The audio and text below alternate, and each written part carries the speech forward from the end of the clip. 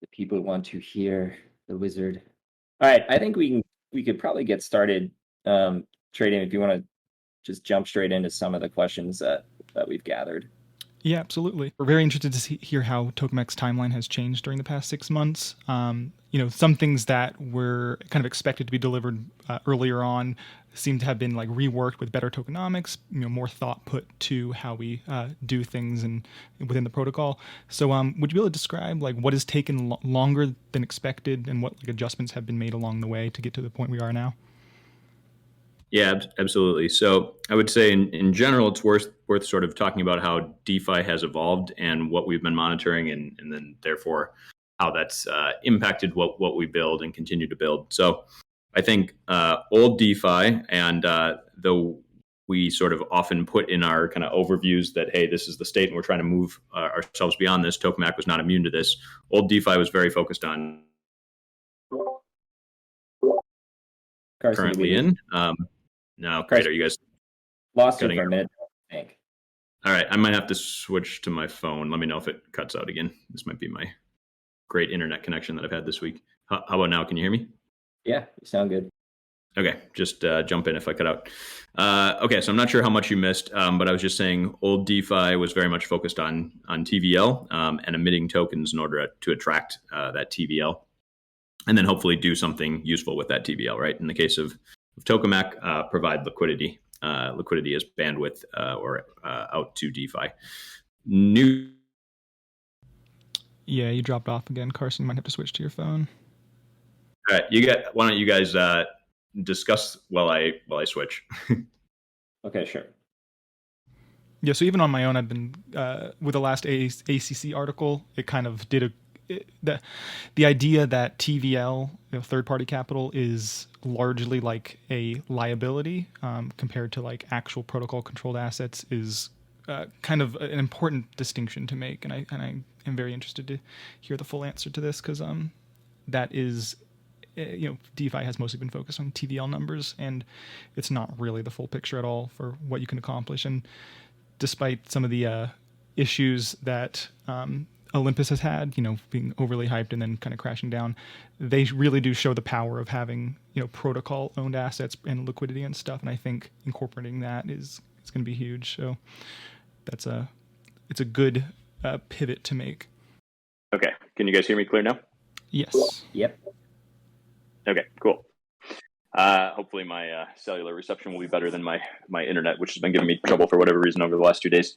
Okay, so sorry everyone for dropping there. So what I was just getting into was DeFi now I think is going over to hopefully much more solid fundamentals, which are what for a while we've been calling PCA or PCV, protocol controlled assets or protocol controlled value, and then of course revenue and profitability. So basically a balance sheet, and then whether you're actually profitable. And I think someone and you can probably refresh me on who in the community. Someone recently suggested the term protocol owned assets within the Tokemak community, and I actually love that. So I think just recently we were recording some new podcast that'll be out soon. And I'm sort of adopting that. I want to make sure that we give props though to who mentioned that. Do you remember who it was off the top of your head? I don't. I think that was Adjudicator. Oh yeah, a recently crowned specialist. Okay, nice. And the only reason I'm sort of singling this out is I think protocol controlled if you just sort of think of the two words, right? Protocol controlled assets. You can argue that a DAO is definitely controlling the assets that are in its TVL, but protocol-owned assets are much clearer. So I thought that was a great point, and I'm going to try to make it a point to sort of incept that into the DeFi consciousness now of using protocol-owned assets versus TVL. So I think if you, and again, I'll get back into sort of the actual question of what has gone on track, what things slower, and why. But if you sort of look at everything, DeFi being focused on TVL is basically how much venture debt you can raise in some sense, right? It's like how much in liabilities can you take out, which I think was the right thing to look at for a point in time, but it's very clear that should not be sort of the future of this. And so all of that has caused us to, I think, focus much more on core sustainable tokenomics, starting with ACC, and we've been sort of under the hood for a long time looking at that. But the core approach with ACC is really shift our kind of flip on its head how both the core team and I think the community generally looks at this thing. So now instead of just like, hey, how can we get as much TVL in to provide liquidity? How can we instead grow our POA or protocol owned assets, or formerly PCA, in a sustainable fashion, taking into account toka emissions. We'll get, I think, more to that later here as well. And in a way that the balance sheet can grow, we can be conscious of revenue and ultimately profitability, and really move into the next stage, which is making sure that this is sustainable. And I should also note then, before I go to actual what things have gone sort of faster, slower, et cetera, we have about $36 million in protocol owned assets right now. So the good news is, despite a bear market, which always sucks for everyone, right now we're right around 7 million or a little under in annual burn, which gives you, just on a straight extrapolation, about 5 years of burn rate. That doesn't, of course, take into account any sort of doubted out swaps. Also doesn't take into account any revenue we're generating, which we are. We're actually generating about a run rate of $20 million in revenue. So actually profitable, especially if you don't take into account toka emissions, prior to sort of the market falling off, where then all of the reward tokens that we were pulling in obviously went down in value. But so that kind of gives you an idea of where we want these things to go. We really want people to be focused on treasuries, protocol owned assets, revenue, and profitability. And so I think then linking back to what's gone on track, what things maybe then got pushed to the side in order to focus on these things and sort of establishing more, fundamentals. I think L2, and I think this might be the next question, so I won't dwell on it too much, but I think L2 has taken longer because we've been much more focused on these core fundamentals. Also, I think just scaling up takes a little bit more time because we need to make sure we have enough protocol-owned assets, especially in the pair asset side of things, so the stables and ETH, in order to actually get the network effects you want to bring in more of these volatile or what we call token reactors, the project-based tokens that you pair with those assets to deploy. So I would say that's sort of the general approach on which things took a little while longer, and then where we were focusing instead. Great, thank you. So the next two questions are related to those things you touched on. So as far as like liquidity deployment and scaling up that has gone, how is that proceeding with kind of what you guys had in mind, maybe at the beginning of the year or earlier last year, how the process of like lowering the guardrails? Did you think it was going to happen faster or slower, or how has that process been? He's not muted. I think we might have lost him. So I think I can hop in on that one a little bit. Greg might also have some input on the guardrail side, since he's been like closely monitoring this. I think generally speaking, from that end, it went generally the way we expected it. We've been maybe a little bit more conservative or like careful about lowering the guardrails, right? Especially with the market conditions currently. Craig might have more precise numbers for that. Yeah, I can add a little color here. I think as we transitioned into this PCA or given Carson's new terminology, PCA is fine for now. Yeah, by the way, guys, there's where I am, there's like a massive storm going over. So if I drop again, worst case, if I can't be on much of this, we can always reschedule one even sooner than we wanted, but hopefully I can keep going in. Go ahead, Craig, and then I'll jump in. Yeah, that sounds great. So I think we always have talked about crawling before we're walking, before we're running, and stepping into these things very deliberately. I feel pretty good about us deploying our POA. First, getting comfortable that the infrastructure is operating the way that we expect and the incentives are working the way that we expect, and then introducing the liquidity multiplier to start then sort of levering on top of the reserves. As we started to do that, you've seen some pretty extreme market conditions, and so that kind of continued ramp up has gone a little bit slower than maybe we would have envisioned a couple of months ago as we started to increase that factor. I think that's the right move. This is just my personal opinion. And as we implement the new reserve system, I think that gets us to a point where we can start to scale on a lot of these things more quickly, because we'll have a lot of incentives that enable us to kind of scale, refill PCA as needed, or lever up, effectively use more T assets depending on individual assets, the markets they're deployed to, and sort of our intent to scale along with the liquidity director's votes for each of these reactors. Yeah, and I was having connection challenges when I heard when the root question was coming, but just building for now on what Craig was saying. There's going to be a very interesting feedback mechanism in the next phase. I don't think this is apparent for sort of what we put in the very first ACC token article, but effectively we will be able to generate revenue from our TVL, which is sort of our leverage. Take a portion of that revenue, use it to purchase Toka, and ultimately a portion of that revenue, which can serve as sort of a leverage effect to attract more ACC or POA, and I almost did my issue too, POA deployment. So in other words, more people to mint ACC and hand more tokens over into the POA. So you're going to get this really nice leverage effect where the TVL can be used as leverage, not only for liquidity providing, but also as incentive leverage without being net new emissions. So the goal now is to move away from inflationary, kind of the inflationary phase of this, and have all Toka emissions be paid out sort of as a portion of revenues generated, which we think we have a really sustainable and I think beneficial path to all Toka holders that this next phase of tokenomics is going to open up. Yeah, that's great to hear, and I think especially important during a bear market where the market maybe can't absorb as much emissions as it would otherwise. And so the next question, like kind of similarly, what was the multi-chain ambitions, and how are they going to progress? Maybe we're being a bit more cautious on that end as well. And at what point do you think we'll be deploying to like L2s? Yeah, absolutely. So I think kind of, and this links into, I think, the first question where we were saying kind of where this probably took a little bit of a backseat as we focus on kind of fundamentals here. We still definitely have multi-chain ambitions and are planning to go that direction. I would say right now, the thing that we're sort of both observing and learning is that I think TVL isn't always your friend in a bear market. So the game is not just to have TVL for TVL's sake. It's to be very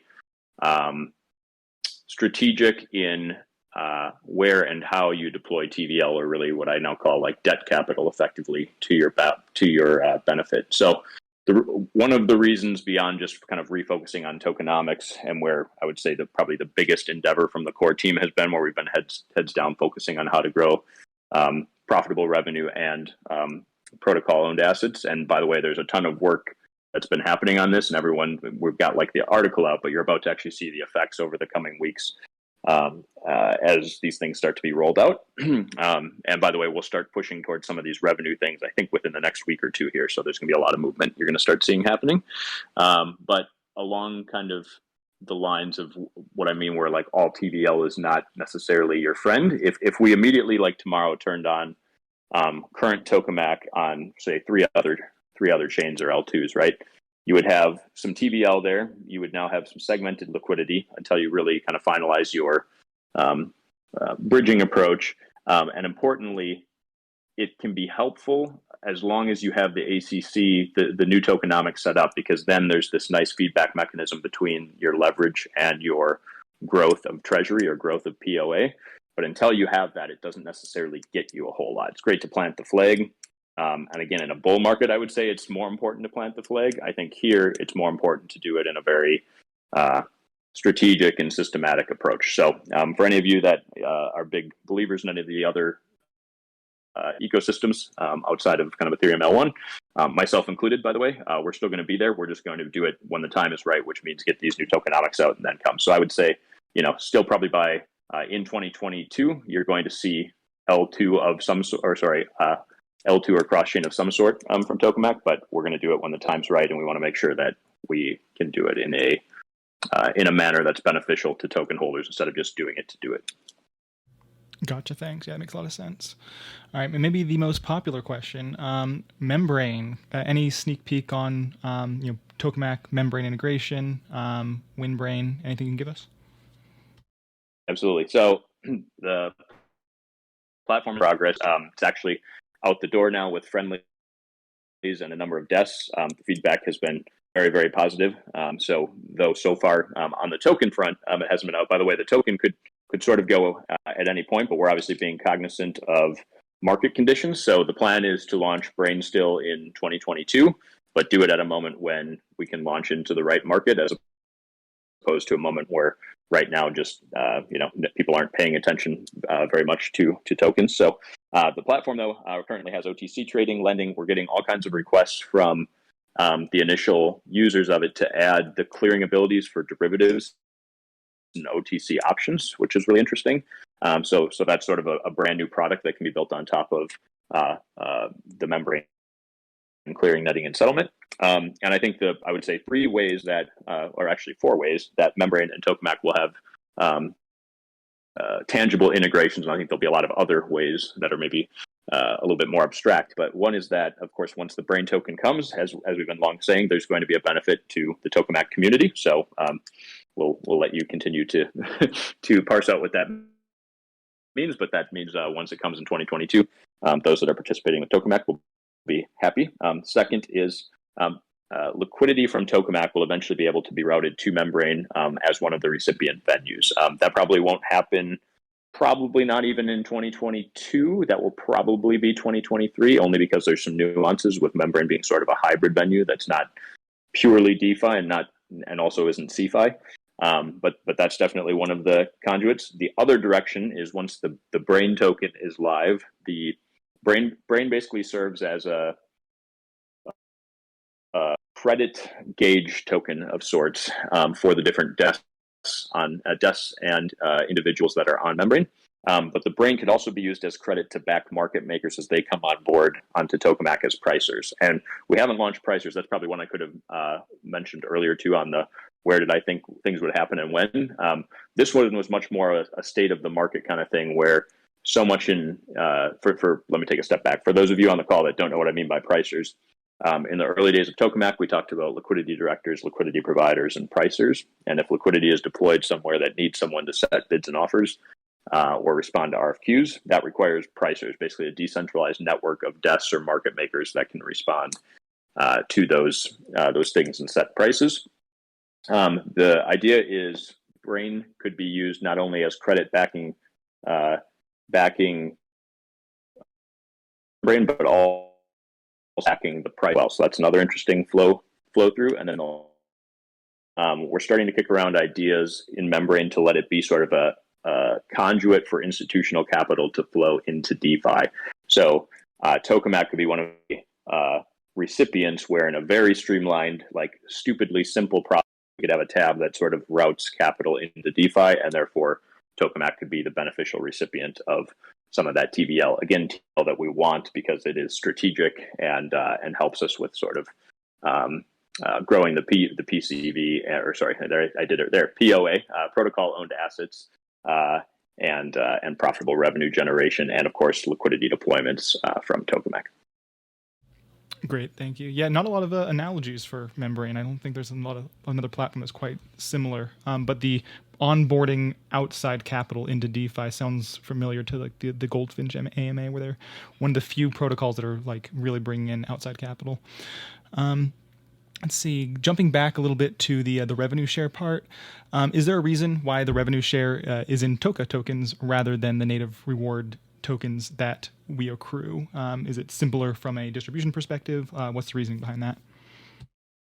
Good question. So it is in some sense simpler from a distribution perspective, but the actual benefits are this gives, or one of the sort of main reasons is once you generate revenue, which Tokemak obviously does, if you take whatever slice of that pie and you want to distribute it to various token holders or various participants within your ecosystem, the best move is, if you don't have it in your native token, purchase your native token with it. So the goal with this is to move away from token emissions in the fairly near future, meaning maybe midterm, completely, meaning we could switch over to just, if you're generating native revenue, buy the token and distribute it rather than do net new emissions.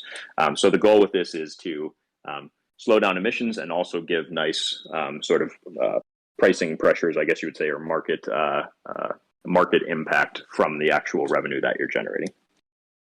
Yeah, that makes sense. Let's see. What do you think? How effective do you think the growth of PCA or POA through liquidity provision will be? Do you see most of inbound revenues and permanent owned assets coming through like ACC, or do you see LP fees still being a significant part that will bring us towards a singularity? Yeah. So it's really interesting, and I don't anticipate this will set in very well for anyone on the call because we're deep right now in these discussions. You actually can determine which, like one or the other or both, that you actually want to have be your sort of net revenue generator. What I mean by that is, the short answer is yes. I think that the rewards, the LP fees, the spread conceptually will continue to be a nice revenue generator, but you may use that revenue generator as the leverage, some or all as the leverage factor that I mentioned earlier in the call about how you attract more POA into the platform. So you can use basically that generated in order to juice or give sort of an increased APR and mint bonus to those that mint ACC token, which means just hands tokens over into our treasury. And the way you can kind of think about that is anytime you have an asset, say a stable coin, where you can deploy leverage greater than 1 with the TVL that we deploy in relation to our protocol owned assets or POA, that means you can actually flow back through from the revenue that's generated on that leverage. You can flow through juiced APR in a non-inflationary manner to those that hand us assets into our treasury. And so and again, I probably lost everyone, but these are just two different approaches to how you do it, both of which end up bringing in revenue. It's just the question, do you push all of what's generated out in the secondary markets into attracting more assets via the ACC mechanic, and you mark your kind of net revenue there, or do you take some portion out of what you get in the space and sort of slow down the ACC mechanic? And there's various reasons you want it to come from one way or the other. In the early days, it's probably very much, hey, push the ACC, push the assets through the door into our protocol-owned assets via ACC, using a lot of the revenue from the liquidity deployments to incentivize over there, so you don't have to use any net new token inflation.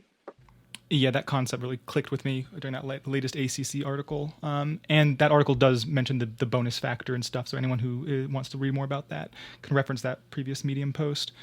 Could you provide any information on how, with a permissionless reactor system, how would that be bootstrapped using the new ACC or ACC Toka system?